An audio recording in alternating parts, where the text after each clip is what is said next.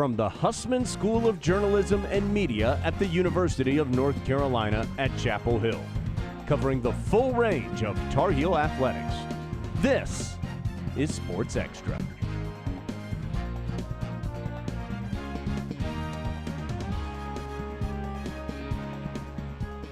The spring semester is winding down, but playoff season is heating up. Good morning and welcome to Sports Extra. I'm Emma Kane. And I'm Reed Weichel. Last night, the number 2 Diamond Heels headed up Tobacco Road to open up a 3-game series against number 16 Duke. After a quiet start from the Tar Heel Bats, Owen Hull extended his 12-game on-base streak, driving in Jake Schaffner to put the Heels up 1-0. It was all DeCaro in the defense, with Jason striking out 5 in the first 5 frames. Up 2-0 thanks to a Jaden Nunez single, it was the former Blue Devil Macon Winslow who allowed Duke to tack on a run off of a throwing error, ending DeCaro's day. Walker McDuffie came in and got the Heels out of the jam. Hull came in clutch again in the 9th with an RBI double to bring the difference back to 2. Another inning of shutdown pitching gave UNC the win 3-1. DeCaro was lights out last night, and that's a great news for the Heels, better than he was earlier this season. Absolutely, and now that's 2 starts in a row for DeCaro, where he's absolutely shut down the opposing team. Georgia Tech last week, and now Duke in Game 1 this week. The series not over, but we're not worried. This is a series that historically has gone very, very well for the Heels. I mean, if you could just look at how dominant the Heels have been against Duke, 151 wins UNC to only 48 wins that Duke have, and it doesn't really matter where they are. While UNC has been better at the Bosch, they've also been able to win on the road. Yeah, that away record is 67-23, almost as dominant as they are at home. And Carolina has just been the better team historically, and they're definitely the better team right now. If we look at the RPI, UNC is ranked 4th, Duke 92nd. If we look at national rankings, I mean, UNC has been ranked almost all season, and, well, Duke's just not up there. So UNC is just obviously the better team. And where Carolina has been able to shine is in the depth, both in their pitching staff, now with the hitting as well. Jaden Nunez, with his first start in a while last night, gets the RBI in a big, close game. It's that type of clutch hitting in these close, cagey encounters that really matters heading into May and then heading into June. And to bring us more on the Diamond Heels, Nathan Cheek brings us the story of the Diamond Heels first baseman who's been making a name for himself since he donned Carolina blue at the beginning of the season. Now batting, first baseman, number 44, Eric Paulson. Eric Paulson grew up in the small town of Massapequa, New York, and attended Stony Brook University, but always had big dreams of playing baseball as a Tar Heel. My coach decided to retire, and I entered the transfer portal, and I was hoping Coach Jackson or Coach Forbes would call me, and the first day Coach Jackson called me, and I knew this is the place I wanted to be. Even though it's his first season as a Tar Heel, Paulson has quickly become a valued member of the team due to his calm and collected approach when the pressure is on. I feel like I've been in a lot of big moments in my life, and it's easy for me to control my heart rate. So I think that just helps me a lot in those situations, not making the moment bigger than it is. Paulson's teammates appreciate his reliability and are able to play with confidence because of it. And then I know with Eric over there at first base, I just got to get it close, and he's going to bring it in, so makes it a lot easier on us. In his time at Stony Brook, Paulson was the only freshman to qualify for a two-way Player of the Year award, and while he doesn't pitch anymore, that experience still comes in handy. It actually helped me in the box more because I thought as a pitcher. So now that is something that's going to help me throughout the rest of my career. Coach Forbes says Paulson's game can speak for itself. Paulson, you see why we were thankful that he came here from Stony Brook, and he's starting to warm up quite a bit. Take it day by day, enjoy my time here, and if I get a call at one point to play professional baseball, that's the goal. I'm Nathan Cheek, reporting. Paulson and the Diamond Heels hope for continued success into postseason play. And for the other Diamond Sports softball, they welcomed the Little Carolina to Anderson Stadium Wednesday night as they faced the number 24 Gamecocks. The visitors scored 5 before the Heels could even swing a bat. Emily Leggett answered with a bomb, her 25th of the year and a program record. Carolina's bats exploded in the 4th. 8 runs flipped the script in favor of the Heels, who led 11-8. Clutch South Carolina hitting in the 6th, tied it at 12, later tied at 14. The game went to extras. Tori Inslee had a 2-run moonshot, and it was enough to put the Gamecocks up for good. The Heels fell in a heartbreaker, 16-14. What we saw tonight offensively is what we're capable of against any team in the country. We haven't seen that for a little bit, so it was great to see it tonight against a ranked opponent. Softball analyst Mary Shelton joins us now. It's been a rough couple of weeks for the softball team. What are you seeing, Mary? Yeah, Reed, you're exactly right. I was hoping I could bring some much needed good news about UNC softball today, but unfortunately the Heels could not hang on during Wednesday's game against the Gamecocks. Carolina was able to post at least 1 run in every single inning except for the 7th and 8th when they really needed it. In the bottom of the 4th, they even posted 8 runs. Let's take a look at one of these at-bats. So a little bit of context here. This right here, this runner is Sanaa Thompson at first base. She's had some speed. Lexi Roberts has insane speed in the box. She's going to dig in. She's going to have a slap hit. Her feet are leaving the box before she even hits this ball. It's going to go to the first baseman. Lexi's going to beat out the throw easily. Meanwhile, Sanaa has been chugging this entire time, and she's going to cause this errant throw, and then she's going to be able to score. The Heels are going to go and be able to post 5 more runs in the bottom of this inning.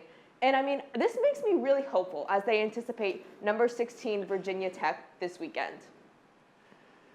Mary, what will UNC have to do to be successful against Virginia Tech on the road? Well, Reed, they're going to have to find a way to generate that offense like they did in the bottom of the 4th right here.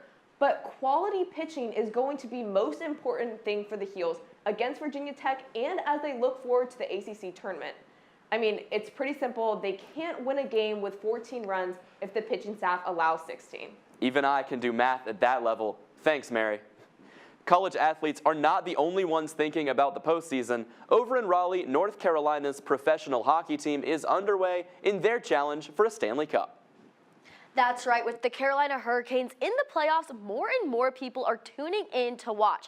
I sat down with the person who calls the games, Mike Maniscalco, to talk about the fulfillment of a childhood dream. Maniscalco has been with the Carolina Hurricanes for more than 10 seasons and the play-by-play broadcaster for more than 5. He says the most important part of his job is helping to put the spotlight on the real talent, the athletes. It's a responsibility. Like, you want to do the right thing. You want to do right by the organization. You want to do right by the players. The prep and the process are what aid him to try and call the best game he can. You just want to hit all of your marks. You want to make sure that if you're getting the countdown to a commercial, you don't run over, or you don't give them too much room where they have to fill, that you don't step on the toes of your analyst doesn't step on your toes, that you get the calls right, that who scores the goal scored the goal, or if it's a big save, you know it's a save. While there are challenges calling games at the professional level, it has always been a dream for him. For me, like, this was, if you couldn't play it, you know, this was the next best thing. This is what you wanted to do. So to be able to live that dream, and my parents got to see it.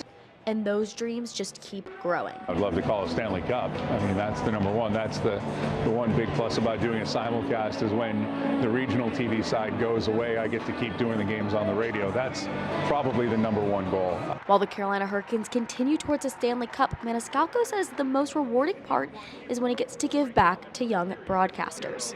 Young broadcasters always asking me, how do I do this? You know, trying to pay back for all of the great people who helped me along the way to get here. That's, I think, honestly the most rewarding thing.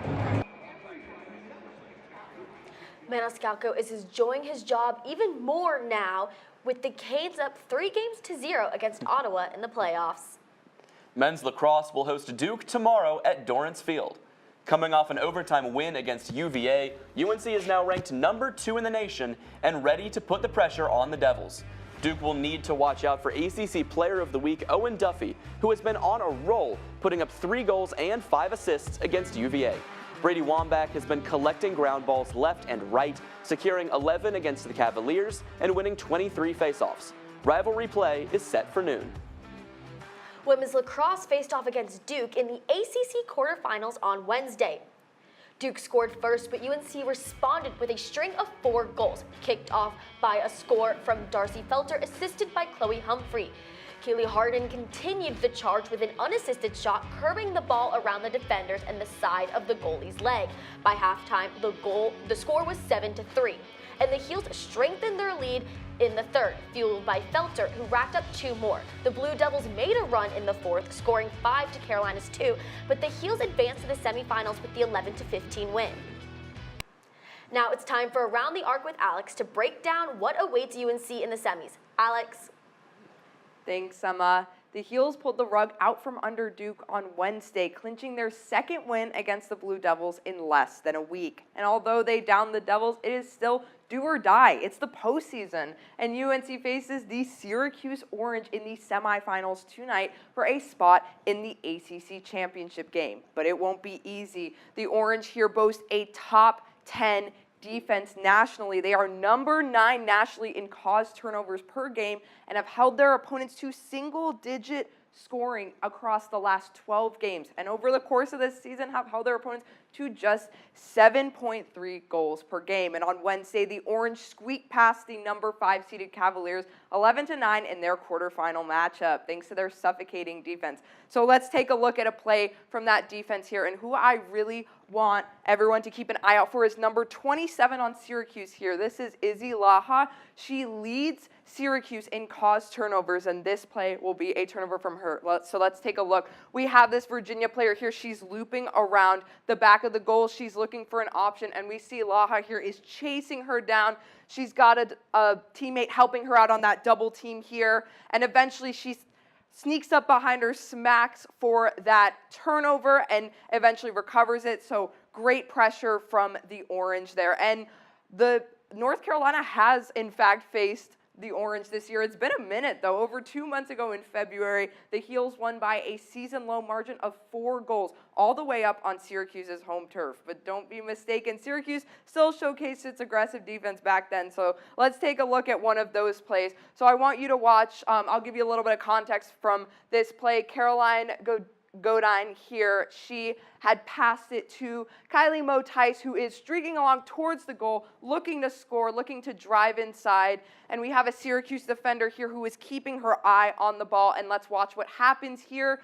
She deflects it. She gets that high stick up. And then we have the goalie who recovers.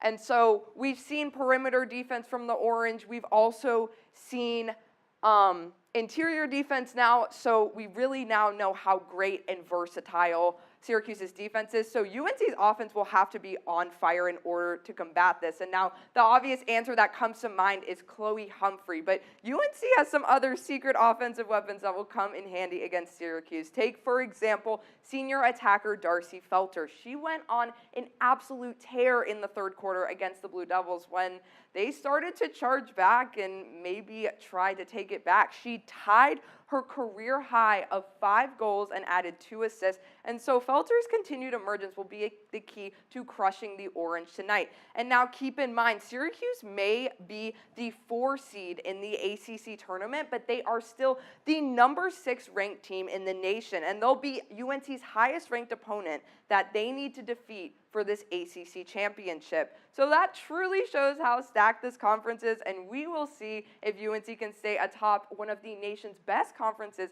and claim another championship crown. Emma? Thanks, Alex. If the Heels can take care of business, it would be their 10th tournament title. And looking past that to NCAA's, Reed, do you think we have a chance for men and women's a double natty by chance? Well, you have to consider it. Both sides have held the number 1 rank in the country at some point this season. We'll start with the women. They have to be the title favorite. Only 1 loss on the year to a very good Northwestern side. And that's the type of team that has been dominant all year. No matter who they're playing, they get big wins. Like Alex said earlier, smallest margin of any victory was 4. Now, the other contending teams in the country, Maryland and Northwestern, they both have pretty glaring holes to be worried about. Maryland can't really put games away. Northwestern can't be trusted against the unranked teams. And Carolina, they've got 5 all-ACC players. That is intense level of talent on the field every time Carolina takes the stage. But it's not only our women's team that has star power. Our men's team also has tons of offensive power, but do you think it's enough to carry them through? I think it could be. Owen Duffy and Dom Petramala are some of the best offensive attackers in the country, but when that offense gets shut down, Carolina has struggled. Both losses came in the only 2 games Carolina scored less than 10 goals all season, and those were against other top 3 teams, Notre Dame and Syracuse. If they go up against those teams again late in the postseason, they're going to need to find a way to break through to try to bring home that hardware. Well, the postseason is just right around the corner, and you know if they do win a double natty, you can count on us to make some documentaries about it. And men's golf is competing in the first round of the ACC Championship on Thursday. After one round, Carson Bertagnoli was tied for 9th place after shooting 2 under par. Niall Shields-Donegan trails at 1 under par, tied for 14th. After the first round, UNC is sitting in 3rd place with a team total of 2 under par. Stanford is the team to beat at -13. The second round went off this morning at 9 a.m. Let's toss it over to our men's basketball analyst, Alden Archdeacon, to break down how the Heels are doing in the portal. Well, the transfer portal closed just this Tuesday, and the Heels, they had the number 6 overall transfer portal class in the nation. Kudos to Mike Malone. That's good stuff. Big reason why is because of some of these late portal pickups, namely Terrence Brown, the productive point guard out of Utah. We talked about him on our watch list on Monday's show. This guy can do it all. He averages just under 20 points a game, and he was the first player in Utah history to have 600 points and 100 assists in the same season. Great stuff out of Terrence Brown. The next big name we got, Matt Abel out of NC State, the guard. It's the beauty of the transfer portal. One season you can hate a team, and then the next season you are playing for that team. The Heels are welcoming him with open arms. He averages just under 9 points a game, really good three-point shooter, and he's got great perimeter footwork. The only question mark that remains around the transfer portal is actually around Seth Trimble. Is Seth Trimble going to be in Carolina Blue again next year? Well, it's unlikely, but if the NCAA passes the 5-for-5 ruling, meaning 5 years, 5 seasons, Seth Trimble, he could be in Carolina Blue for 1 more year. That's crazy stuff. But from sidelines to the press conferences, one Chapel Hill shop has helped define Carolina's style for decades. Sports Extra's Sophie Van Arnhem takes us inside Julian's and its long-standing connection to UNC basketball. My name is Christian Cuthbertson. I'm manager here at Julian's. This is going on year 7. The store itself has been involved with UNC athletics since 1991. Over more than 3 decades, Julian's has worked with some of the biggest names in Tar Heel history. We've dressed a myriad of different coaches in the grand scheme of UNC athletics, from Coach Roy Williams, Coach Hubert Davis as well, Anson Dorrance, Bill Belichick. Impact didn't stop on the sidelines. It even made its way onto the court. Dean Smith asked him to design the uniforms for the basketball team. And so 1992 and 93 were the first seasons wearing them. Those iconic jerseys still feature detail that stand out today. Looking for something geometric that stood out really well and could play really well with the colors. Argyle is what he came to. And like any great sports dynasty, style came with a few superstitions too. There are these old photos of Coach Roy taking his jacket off and slamming it down on the court in frustration when things went downhill. And the funny thing about that is while that did happen, it was never one of our jackets that he slammed down. If he loses in something, he won't wear it again soon after. And with Michael Malone's new chapter still being written in Carolina basketball, Julian's may not be done adding to its Tar Heel legacy. There's a little inkling that we might have a chance of dressing him. I have a feeling they're going to try to indoctrinate him a little bit into that Carolina heritage of working with us. When you think about Carolina Blue, you think about traditions, championship, and that iconic Argyle style that has been synonymous with UNC basketball. Just feet away from campus, Julian's has helped create that look for decades. I'm Sophie Van Arnhem reporting. We'll all be keeping an eye out to see what Coach Malone is wearing next year. Fencing will compete in the April North American Cup. The bouts begin in Richmond tomorrow and continue until Monday. If Yusuf Shemel competes, it will be his first return to college competition since winning bronze in the Cairo World Cup earlier this month. Women's rowing will take to the water at the Lake Wheeler Invitational in Raleigh on Friday and Saturday. The Heels are ranked 22nd and will compete against 19 other teams this weekend. First round of races are already underway. Senior tennis player Reese Brantmeyer is the ACC Player of the Year. Brent Meyer earns this award for the second consecutive year, becoming the first Tar Heel to achieve this since Haley Carter in 2017, and one of just 4 ever. In addition to this honor, Brent Meyer was named first team All-ACC in singles, and Brent Meyer currently ranks 2nd in the nation. Track and field competed at the Penn Relays yesterday. Tomer Tarragano finished 3rd in the men's 500-meter championship. Events will continue in Pennsylvania Friday and Saturday, along with more matches happening in Charlotte on Saturday at the Charlotte Invitational. Natalia Garcia gives us an overview of UNC Marathon Team's recent Elizabeth City Marathon run. UNC's marathon team pounded the pavement at Elizabeth City. Runners streamed down the course in Carolina blue, surrounded by cheering crowds lined up along the barricades. It was awesome. It was so fun. The crowds were cheering. I got to ring a bell and just celebrate, get a cool medal, celebrate my accomplishment. Leading up to the marathon, everyone maintained a strict training schedule with long group runs around campus that built both endurance and team spirit. Each mile was a test of discipline and determination. They weren't just training for a marathon. They were proudly representing their school on a bigger stage. I'm here in front of Fetzer Gym where this team has been training for weeks. Every evening and Saturday morning run is what helped them cross Sunday's marathon finish line.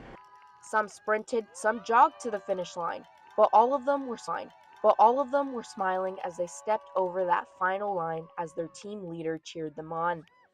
It's a deeply joyful feeling to know that they've worked hard, getting to celebrate it, and seeing someone who's worked so hard feel such joy. From first-timers to experienced runners, every finish came with perseverance and strength. The team celebrated not just the miles they ran, but the hard work and dedication that got them there. I'm Natalia Garcia, reporting. 26.2 sounds a bit too high for my skill set. I'll stick to the 1.4 miles it takes to rush Franklin after a win against Duke. Well, I love that run just as much as anyone else does, but as someone who used to play softball, I am used to only running 240 feet, which is exactly what Emily Leggett did for our play of the week. Leggett sent a homer to deep center field in her first at-bat of the game. With this homer, Leggett set the mark as the Tar Heel with the most home runs in a single season. And it's a fantastic accomplishment for her and a real testament to how strong the softball program has been at developing players. This softball team has really done a lot. Head coach Megan Smith-Lyon is really helping to improve their chances, and one of the teams we're thinking about as we enter postseason. That does it for this edition of Sports Extra. We'll be back on Monday with our final show of the spring semester.